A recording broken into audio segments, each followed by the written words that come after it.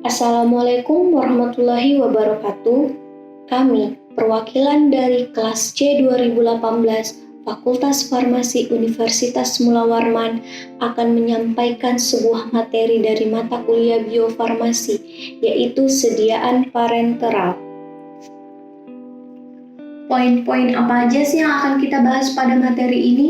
Yang pertama ada pengertian sediaan parenteral, yang kedua ada keuntungan dan kerugian sediaan parenteral, yang ketiga ada rute pemberian sediaan parenteral dan jenis sediaannya, yang keempat ada karakteristik sediaan parenteral, yang kelima ada aspek biofarmasi dan transportasi sediaan parenteral, yang keenam ada evaluasi bioavailabilitas atau bioekuivalensi. Menurut NEMA DKK 2009, sediaan parenteral adalah sediaan yang diberikan langsung ke jaringan tubuh dengan tidak melalui saluran pencernaan. Sedangkan menurut AKES 2010, parenteral berasal dari dua kata dalam bahasa Yunani, yaitu kata pra yang artinya menghindari dan enteral yang artinya saluran pencernaan. Jadi sediaan parenteral adalah sediaan yang dibuat untuk menghindari saluran pencernaan, kulit dan mukosa, sehingga zat aktif dapat langsung diinjeksikan ke dalam tubuh. Produk parenteral didefinisikan sebagai produk yang ditujukan untuk diinjeksikan melalui kulit atau batas jaringan eksternal lainnya dalam dosis tunggal atau wadah multitip unit dengan kontrol yang cermat terhadap sterilitas, patogen, materi partikulat, dan kontaminan lainnya. Yang kedua ada keuntungan dan kerugian sediaan parenteral. Keuntungan sediaan parenteral. Yang pertama, terhindar dari perusakan obat atau inaktivasi dalam saluran gastrointestinal. Yang kedua, dapat digunakan untuk obat yang sedikit diabsorpsi dalam saluran gastrointestinal sehingga obat tidak cukup untuk menimbulkan respon. Yang ketiga, dapat menghasilkan efek obat dan cepat atau pada keadaan gawat. Yang keempat, kadar obat yang diperoleh sesuai dengan yang diharapkan karena tidak ada atau sedikit sekali dosis obat yang berkurang. Yang kelima, dapat diberikan kepada penderita yang kesulitan menelan, misalnya muntah atau koma. Yang keenam, dapat memberikan efek lokal yang diinginkan seperti oleh dokter gigi dan anestesiolog. Yang ketujuh, dapat digunakan untuk obat-obat yang tidak efektif secara oral pada sekresi pencernaan seperti insulin dan hormon-hormon lainnya. Yang kedelapan, memberikan perbaikan yang serius pada kerusakan yang sesuai dengan keseimbangan cairan dan elektrolit. Yang kesembilan, dalam beberapa kasus masa aktif obat dapat diperpanjang, misalnya bentuk parenteral dari steroid aksilama diinjeksi secara intraartikular dan penisilin aksilama diberikan secara intramuskular. Yang ke-10, memungkinkan untuk melakukan kontrol langsung atas parameter farmakologi seperti waktu onset obat, peak serum, drug level, distribusi jaringan, clearance, dan tingkat eliminasi obat dari tubuh, misalnya penggunaan berkelanjutan atau berkepanjangan dari insulin intramuskular. Yang ke-11, membantu dalam penurunan efek samping obat dengan menghindari jalur oral. Misalnya, metotrexat dapat diberikan secara intratekal untuk menghindari efek samping sistemik. Yang terakhir, dapat digunakan untuk memperbaiki secara cepat elektrolit atau ketidakseimbangan cairan, misalnya dehidrasi atau kehilangan darah yang berlebihan karena trauma. Selain keuntungan, tentu saja ada beberapa kerugian dari sediaan parenteral. Di antaranya adalah efek toksiknya sulit dinetralkan. Kemudian harganya juga lebih mahal karena merupakan sediaan steril. Kemudian sukar menghilangkan atau merubah efek fisiologisnya karena pemberian berada dalam sirkulasi darah. Kemudian dibutuhkan ketelitian yang cukup untuk pekerjaan secara aseptis. Selain itu, beberapa rasa sakit tidak dapat dihindari. Dan adanya kemungkinan terjadi infeksi akibat teknik aseptik yang tidak memadai atau salah selama pemberian produk. Selanjutnya masuk pada pembahasan rute pemberian dan jenis sediaan parenteral. Ada 3 rute utama atau yang paling umum digunakan pada pemberian parenteral, di antaranya adalah intravena, subkutan, dan intramuskular. Karena ketiga rute ini memenuhi sebagian besar 4 alasan utama pemberian parenteral, yaitu untuk terapi, untuk pencegahan, untuk diagnosis dan untuk sementara waktu mengubah fungsi jaringan atau beberapa jaringan untuk memfasilitasi bentuk terapi lain. Namun selain ketiga rute utama ini, ada beberapa rute tambahan yang digunakan dalam keadaan khusus, seperti intratekal, subkonjungtiva, intraokular, intratekal, intraartikular, dan sebagainya. Jadi yang pertama ada intravena, di mana rute ini adalah rute parenteral yang paling umum digunakan untuk obat-obatan, cairan, dan atau elektrolit. Rute ini terutama diberikan langsung ke pembuluh darah. Jika produk obat diberikan selama beberapa jam dari kantong infus, itu disebut infus atau infus intravena. Jika dosis diberikan selama beberapa menit, disebut dosis bolus. Pembelian vena juga tergantung pada ukuran jarum yang akan digunakan, jenis cairan yang akan diinfuskan, kecepatan aliran yang diantisipasi, volume yang akan diterima, obat yang akan diberikan, tingkat mobilitas pasien yang diinginkan, dan keterampilan orang yang melakukan venifungsi atau kateterisasi. Daerah yang paling umum dipilih untuk melakukan rute pemberian ini adalah bagian pembuluh darah di fossa antecubiti. Selain itu, vena lain yang digunakan adalah basilika, sepalik, radial di pergelangan tangan, dan plexus vena, metakarpal, dan dorsal. Ketika penggunaan jangka panjang dan berulang, atau ketika infus berkepanjangan, subclavia atau jugularis internal di dada bagian atas dapat digunakan. Untuk vena perifer dan penggunaan tunggal atau jangka pendek, biasanya digunakan jarum stainless steel sepanjang 1 hingga 2 inci, miring berukuran 18 hingga 22. Seperti yang terlihat pada layar sekarang, ada beberapa contoh obat yang biasa diberikan dengan rute intravena, yaitu dexamethasone sebagai agen imunosupresif, kemudian ada phenytoin sebagai antiaritmia, dan nitrogliserin sebagai vasodilator. Selain daripada itu, rute ini bisa diberikan pada obat analgesik, anestesi umum, agen antivirus, antibiotik, agen anti jamur, agen antibakteri, agen antihipertensi, dan agen kemoterapi. Selanjutnya ada intramuskular, yaitu pemberian langsung ke dalam otot tubuh. Rute ini adalah salah satu rute paling populer dan nyaman yang tersedia, baik untuk cara pemberian maupun untuk pasien, dan merupakan rute pilihan terutama untuk subjek pediatrik. Rute intramuskular lebih disukai daripada rute sekutan ketika kecepatan penyerapan diinginkan untuk kondisi tertentu. Namun jika dibandingkan dengan jalur intravena, tingkat penyerapannya lebih lambat. Salah satu alasan untuk menggunakan jalur intramuskular adalah karena ketidakmampuan untuk memberikan obat secara langsung ke dalam kompartemen vaskular. Adapun obat yang biasa disuntikkan dengan jalur ini termasuk lidocaine, diazepam, ceftriaxone, dan lain sebagainya. Hal penting yang perlu diperhatikan dari rute intramuskular yaitu tidak boleh digunakan pada pasien dengan gagal jantung atau shock yang signifikan, di mana penyerapan ke dalam kompartemen vaskular mungkin sangat buruk, terutama jika diinginkan konsentrasi serum atau plasma yang tinggi dari obat atau jika distribusi cepat ke organ distal diperlukan. Berbagai daerah otot tersedia untuk penghantaran, termasuk otot gluteal, deltoid, tricep, dada, dan vastus lateralis. Pada orang dewasa, daerah yang paling sering dipilih adalah otot gluteal, karena sejumlah besar obat dapat disuntikkan dan ditoleransi. Namun, vastus lateralis paha juga dapat digunakan karena tidak hanya mentolerir obat dalam jumlah besar, tetapi juga jauh dari saraf utama. Untuk absorpsi cepat dan volume kecil sekitar kurang dari 2 mili, otot deltoid lebih disukai. Karena beberapa penelitian juga menunjukkan bahwa aliran darah pada otot deltoid adalah 7% lebih besar daripada aliran darah di largus lateralis dan 17% lebih besar daripada gluteus maximus. Pada bayi dan anak kecil, luas paha lebih disukai karena lebih berkembang daripada kelompok otot lainnya.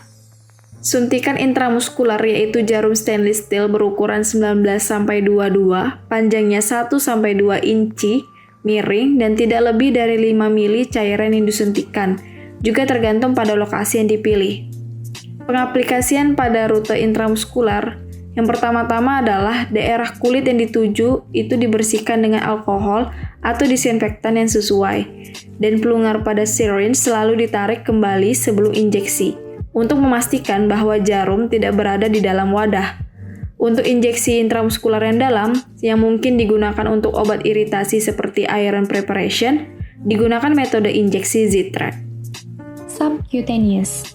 Jenis injeksi ini dilakukan dengan jarum kecil pendek dan halus sepanjang 1,5 hingga 2 cm dengan diameter jarum suntik 2 atau 2,5 mm. Injeksi ini dianjurkan untuk semua zat yang perlu diserap sangat lambat. Untuk melakukannya, kalian harus menusuk jarum ke bawah kulit dengan sudut 45 derajat ke dalam jaringan lemak subkutan.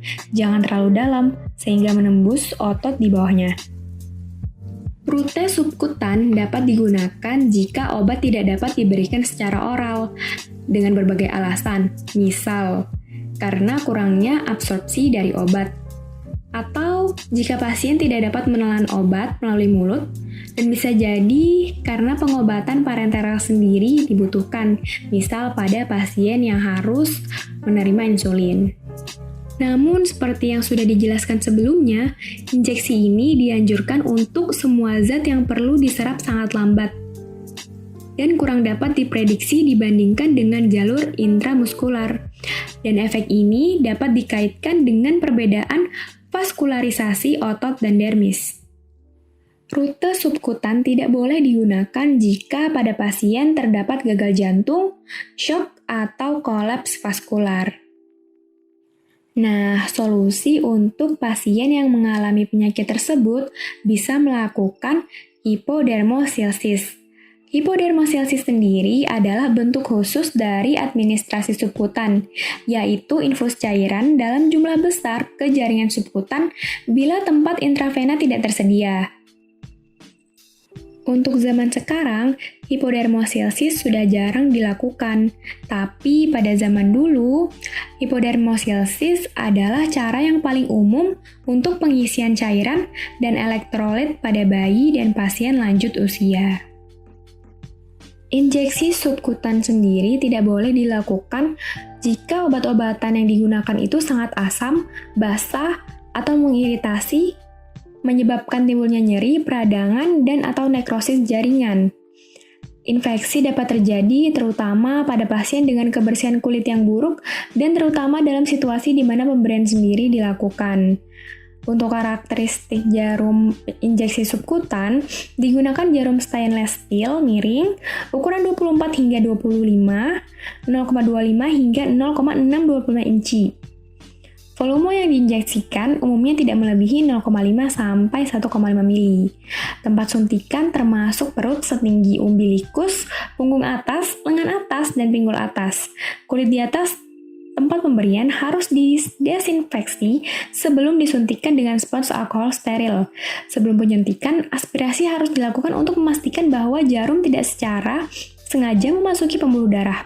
Jika darah tidak muncul di sempit saat plunger ditarik, maka produk tidak disuntikan. Suntikan subkutan sangat efektif dalam pemberian vaksin dan obat-obatan seperti contohnya insulin, morfin, diasetilmorfin, dan yang lainnya. Intradermal. Injeksi intradermal adalah injeksi ke dalam dermis yang terletak di bawah dan berdekatan dengan epidermis. Jenis injeksi ini juga membantu untuk mengetahui apakah kalian memiliki alergi. Pemeriksaan ini dilakukan melalui tes sensitivitas terhadap alergen ketika mendiagnosis penyakit seperti tuberkulosis dan brusellosis. Penyerapan melalui jalur intradermal sangat cepat dibandingkan dengan jalur subkutan atau intramuskular. Jika kalian ingin memastikan bahwa injeksi intradermal kalian ini berhasil, buktinya adalah dengan munculnya pembengkakan lokal kulit, memberikan tampilan kulit jeruk. Jadi kulit kalian itu mengkerucut seperti kulit jeruk. Kesalahan paling umum dalam penyuntikan intradermal adalah menyuntikannya di bawah kulit daripada di dalamnya, atau membiarkan zat aktif bocor keluar dari ujung jarum jika tidak dimasukkan seluruhnya ke dalam kulit. Untuk karakteristik jarum intradermal sendiri, umumnya digunakan jarum baja tahan karat miring, ukuran 26-30, panjang 0,375 inci. Kulit di tempat pemberian harus dibersihkan sebelum injeksi dengan alkohol 70% ya. Rute intradermal diberikan pada sejumlah agen diagnostik. Contohnya seperti pada gambar sebelah kiri ada gambar vaksin zoster dan pada gambar di sebelah kanan ada antigen tuberkulin. Selanjutnya ada rute intraarterial. Rute ini disuntikkan langsung ke dalam arteri, digunakan untuk rute intravena ketika aksi segera diinginkan dalam daerah perifer tubuh.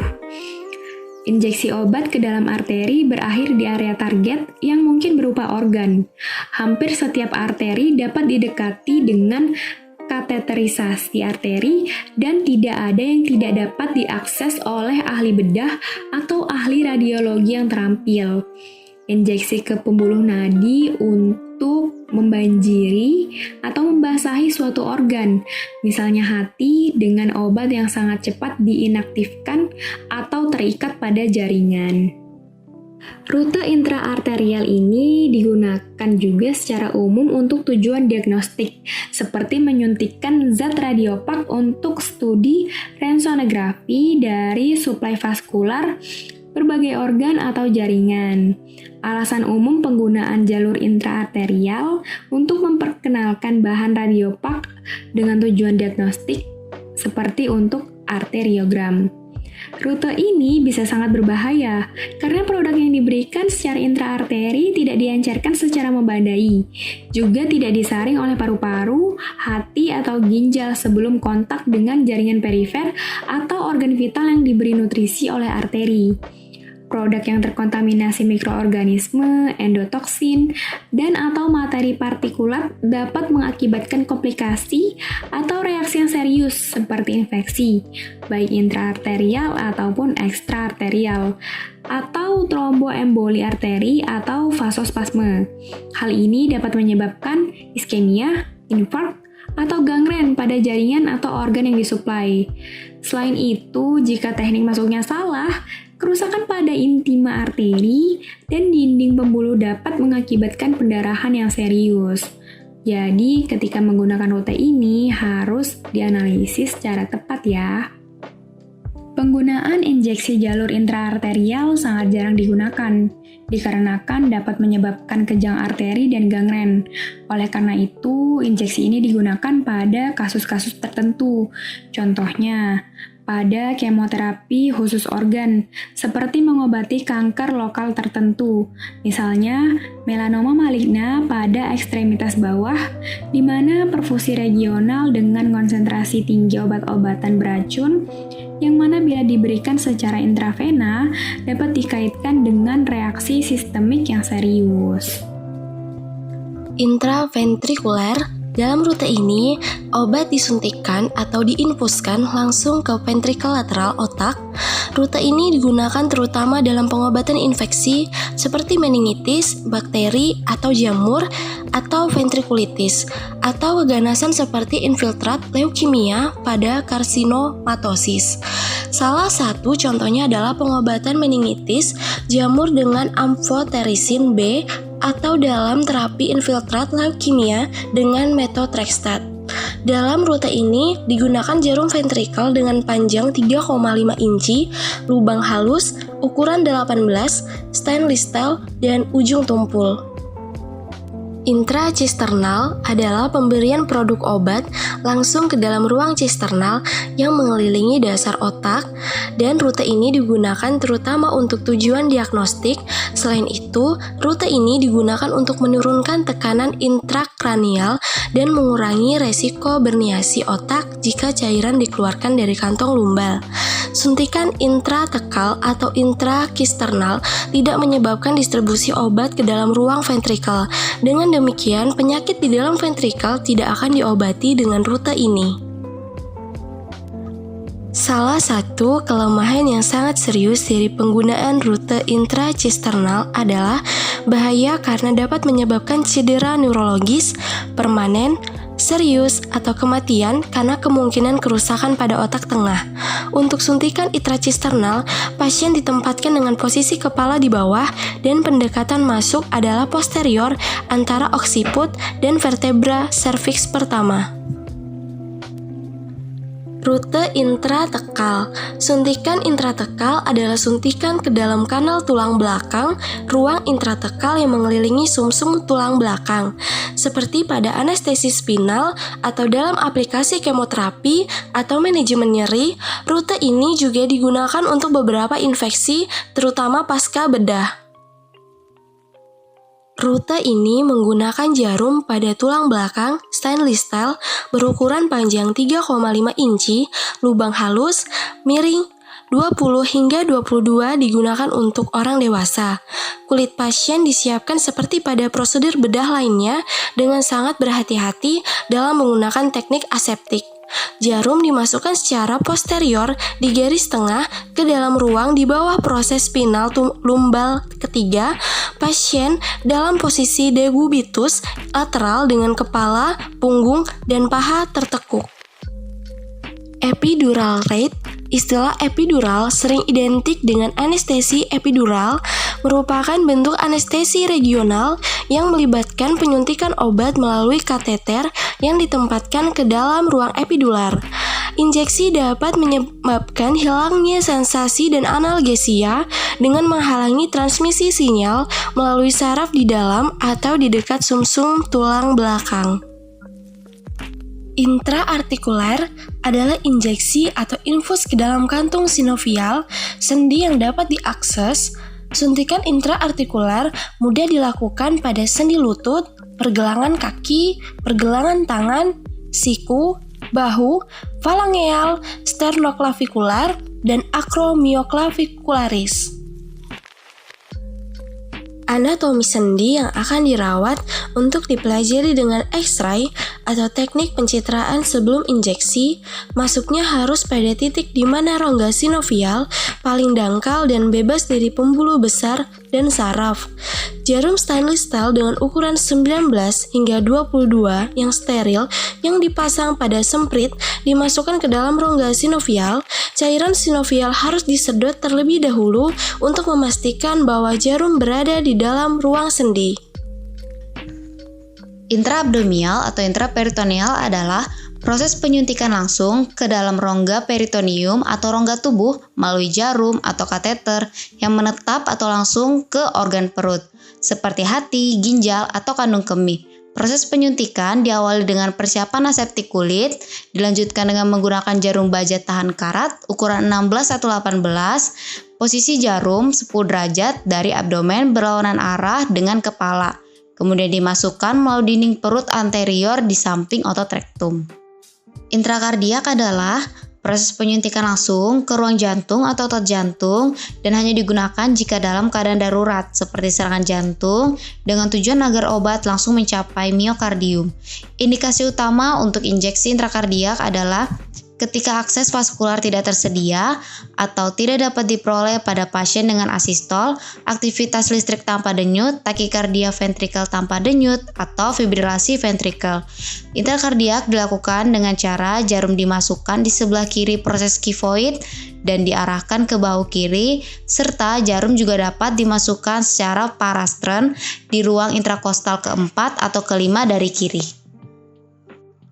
Intraokular adalah injeksi produk obat langsung ke berbagai ruang mata secara kolektif, di mana volume penyuntikan tidak lebih dari 0,1 sampai 0,2 mili. Terdapat 4 jenis suntikan intraokular. Yang pertama yaitu bilik anterior, injeksi langsung ke dalam bilik anterior mata, di mana ruang anterior itu berisi aqueous humor, dimasukkan pada titik yang terletak di tepi kornea limbus dengan jarum stainless steel ukuran 25 atau lebih kecil.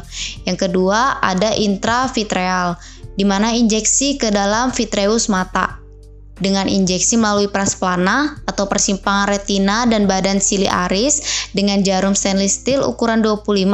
Umumnya volume injeksi tidak boleh lebih dari 0,1 mili. Yang ketiga ada retrobulbar, di mana injeksi di sekitar posterior globe yang melibatkan penyisipan jarum di persimpangan sepertiga lateral dan medial dari tepi orbital dan kemudian memajukan jarum ke arah puncak orbit. Biasanya digunakan jarum stainless steel sepanjang 1 sampai 0,5 inci. Dan yang terakhir ada subkonjungtiva. Umumnya tidak melebihi volume 0,5 mili. Karakteristik sediaan parenteral. Yang pertama ada safety atau keamanan. Sediaan parenteral memasuki pertahanan tubuh sehingga harus bebas dari kontaminasi mikroba dan eksipien yang digunakan untuk mengatasi masalah yang berkaitan dengan kelarutan obat, stabilitas, tonisitas, dan pengiriman terkontrol atau berkelanjutan harus terbukti aman pada tingkat kuantitatif. Kemudian ada steril. Steril di sini bebas dari kontaminasi mikroba. Tentunya hal ini dapat dicapai dengan teknik aseptik yang baik. Kemudian, ada stabilitas. Semua bentuk sediaan harus stabil selama proses manufaktur, pengemasan, penyimpanan, distribusi, dan penggunaan atau selama masa simpan produk. Sediaan parenteral harus menjaga stabilitas kimia dan fisik, terutama pada protein terapeutik. Dilanjutkan dengan non-pirogen. Pirogen adalah zat yang dapat menyebabkan demam yang berasal dari berbagai sumber, terutama mikroba. Uji Limulus amebosid lyset dilakukan untuk deteksi kuantitatif jenis pirogen endotoksin bakteri. Semua produk parenteral yang dipasarkan harus memenuhi persyaratan batas pirogen atau endotoksin. Kemudian, dilanjutkan dengan harus menggunakan wadah yang cocok, serta kompatibel. Kompatibel di sini dimaksud adalah dapat dicampur dengan obat lain jika diberikan dalam bentuk campuran untuk pemberian obat secara intravena jika diindikasikan atau diperlukan. Dilanjutkan dengan bebas dari materi partikulat visible. Jumlah partikulat visible mencerminkan kualitas dan keamanan produk.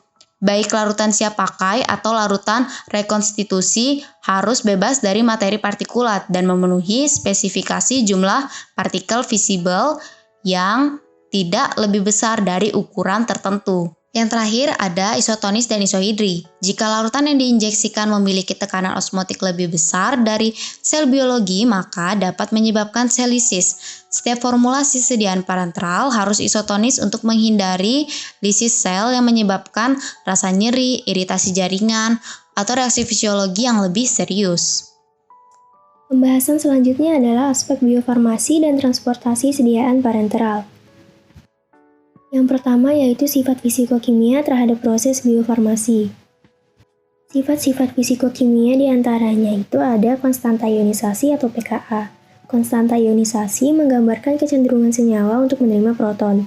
Hubungan matematisnya memberikan kemampuan untuk menghitung fraksi atau presentasi suatu obat yang terionisasi dan tidak terionisasi dalam pH kepentingan fisiologis dengan mengetahui pK dari obat tersebut. Distribusi ini penting untuk dipahami dalam memprediksi dan mengukur kelarutan, koefisien distribusi, farmakokinetik obat, dan farmakodinamika obat. Bentuk tak terionisasi adalah satu-satunya spesies yang berdifusi melalui membran yang memiliki kelarutan dalam air paling rendah. Koefisien partisi atau log P dan log D. Koefisien partisi merupakan indikasi lipofilisitas suatu senyawa dan diukur sebagai rasio konsentrasi kesetimbangan obat dalam fase berminyak dan fase berair yang bersentuhan satu sama lain dan ditahan pada suhu konstan. Logaritma koefisien partisi atau log P didefinisikan sebagai rasio konsentrasi spesies yang tidak terionisasi dalam oktanol dibagi dengan konsentrasi spesies yang tidak terionisasi dalam air. Log D atau distribusi obat tergantung pada pH dan pKa, karena hanya molekul yang tidak terionisasi yang berdifusi melalui membran biologis, oleh karenanya permeabilitas obat tergantung pada log D. Selanjutnya ada ukuran partikel, yang dapat mempengaruhi kelarutan obat, sehingga mempengaruhi laju disolusi obat. Lalu ada polimorfisme, yaitu kemampuan obat untuk berada dalam bentuk kristal. Hal ini dapat mengubah kelarutan obat. Lalu ada profil kestabilan pH. Kestabilan kelarutan sering dipengaruhi oleh pH pembawa. Dan yang terakhir ada higroskopisitas. Absorpsi kelembapan dapat mempengaruhi struktur fisik dan kestabilan produk. Selain faktor fisikokimia, ada pula faktor formulasi. Yang pertama ada kelarutan dalam air. Penambahan zat makromolekul yang larut dalam air ke dalam larutan air dapat memperpanjang waktu kerja zat aktif yang dikandungnya.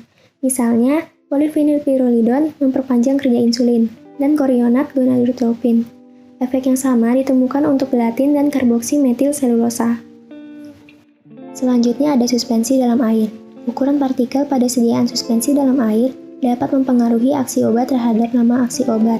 Pemakaian partikel berukuran yang lebih besar akan menyulitkan penyuntikan dan menimbulkan rasa sakit. Penambahan makromolekul yang larut air ke dalam suspensi akan menambah waktu aksi. Lalu ada larutan dan suspensi dalam minyak. Pelepasan zat aktif dari larutan atau suspensi dalam pembawa minyak jauh lebih sulit dibandingkan dengan pembawa air. Efek ini lebih dipertegas bila kekentalan larutan sediaan bertambah, misalnya oleh adanya sabun alkali tanah, dan hal ini telah dibuktikan pada penisilin. Aluminium monopalmitat, kalsium, dan magnesium stearat mempunyai efek yang sama. Dan yang terakhir yaitu pengendapan zat aktif pada tempat penyuntikan. Molekul-molekul tertentu yang diberikan dalam larutan air atau larutan campuran air pelarut organik akan mengendap pada tempat penyuntikan karena pengaruh perbedaan pH antara pembawa dan cairan biologis, atau karena pengaruh pengenceran sediaan oleh cairan intestinal. Pengendapan juga dapat memperpanjang aksi zat aktif. Teknologi controlled release. Controlled release dapat dicapai dengan berbagai bentuk sediaan. Yang pertama, larutan dengan pembawa air. Pada larutan dengan pembawa air, controlled release dicapai dengan penambahan agen peningkat viskositas, seperti salah satunya metil selulosa, sehingga menurunkan koefisien difusi obat, akibatnya absorpsi obat lebih lambat dan dipertahankan. Kemudian yang kedua, larutan dengan pembawa minyak. Pada sediaan ini, pelepasan obat dikendalikan dengan mempartisi obat dalam minyak melalui fase aqueous, di mana fase aqueous ini merupakan cairan biologis, sebelum kemudian diabsorpsi ke dalam sistemik. Karena partisi yang lambat, sehingga memungkinkan pelepasan yang relatif lama dan dipertahankan. Formulasi ini umumnya dilakukan pada sediaan intramuskular dan subkutan. Yang ketiga, suspensi dalam air. Pada sediaan ini, pelepasan terkontrol dicapai dengan mengubah kelarutan obat. Pendekatan yang paling umum dilakukan adalah dengan pembentukan garam dan polimorfisme. Modifikasi durasi aksi dilakukan dengan mengontrol laju disolusi dengan mempengaruhi bentuk kristal obat. Contohnya, suspensi insulin zinc kristalin memiliki durasi aksi lebih lama dibandingkan suspensi insulin zinc amorf, di mana seperti yang kalian ketahui, bentuk amorf memiliki kelarutan yang lebih baik dibandingkan bentuk kristalin. Yang keempat, suspensi dalam minyak. Pelepasan obat dari suspensi minyak menggabungkan prinsip suspensi air dan larutan minyak. Pelepasan terkontrol dicapai dengan menurunkan laju disolusi obat, dilanjutkan dengan partisi obat dari fase minyak ke fase air. Oleh karena itu, durasi aksi suspensi minyak lebih lama dibandingkan larutan minyak. Yang kelima, liposom. Liposom adalah vesikel artifisial yang terdiri dari lipid bilayer. Bagian dalam liposom digunakan untuk membawa obat. Dengan teknologi liposom dapat memperlama waktu sirkulasi obat di dalam darah, memperlama clearance plasma, meningkatkan waktu paruh, dan menurunkan volume distribusi. Selain itu, kompleks obat liposom dapat diformulasi untuk melepas obat pada site target sehingga mengurangi efek samping obat. Salah satu contohnya adalah liposom doxorubicin. Doxorubicin merupakan obat anti kanker. Dengan diformulasikan sebagai liposom, menurunkan efek samping kardiotoksisitas dan muntah. Yang keenam, mikrosfer. Mikrosfer adalah partikel padat yang berbentuk menyerupai bola dengan diameter antara 50 nanometer sampai 20 mikrometer dan memiliki substansi inti yang biasanya dimanfaatkan untuk diisi dengan molekul obat. Metode yang digunakan untuk mengontrol pelepasan yakni dengan cara mensuspensi obat di dalam polimer, misal metil selulosa. Mekanisme pelepasannya yaitu melalui hidrolisis kemudian difusi obat melalui polimer. Kemudian yang ketujuh, emulsi. Pelepasan terkontrol pada sediaan emulsi dapat dicapai dengan memodifikasi volume fase internal dan konsentrasi emulsifier. Teknologi nanopartikel.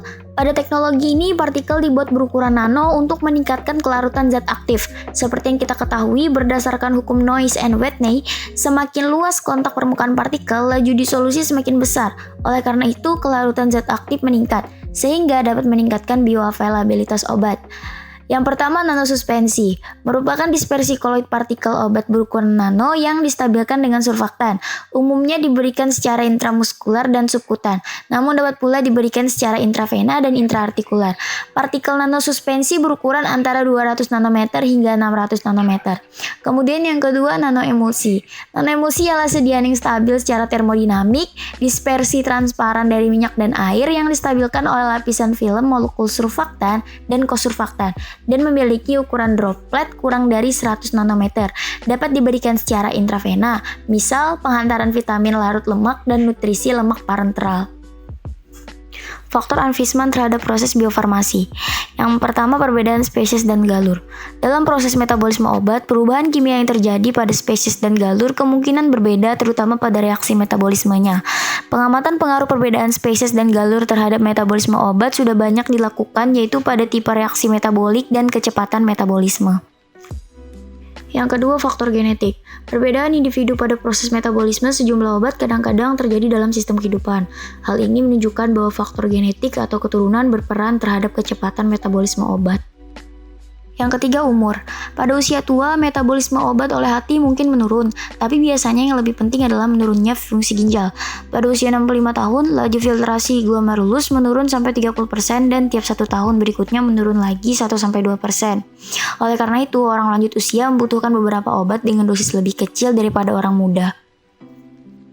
Yang keempat, jenis kelamin. Pada beberapa spesies binatang menunjukkan ada pengaruh jenis kelamin terhadap kecepatan metabolisme obat. Namun pada manusia baru sedikit yang diketahui tentang adanya pengaruh perbedaan jenis kelamin terhadap metabolisme obat. Di antaranya volume distribusi lebih besar pada wanita dibandingkan pada pria, tetapi meningkat seiring usia tanpa memandang jenis kelamin.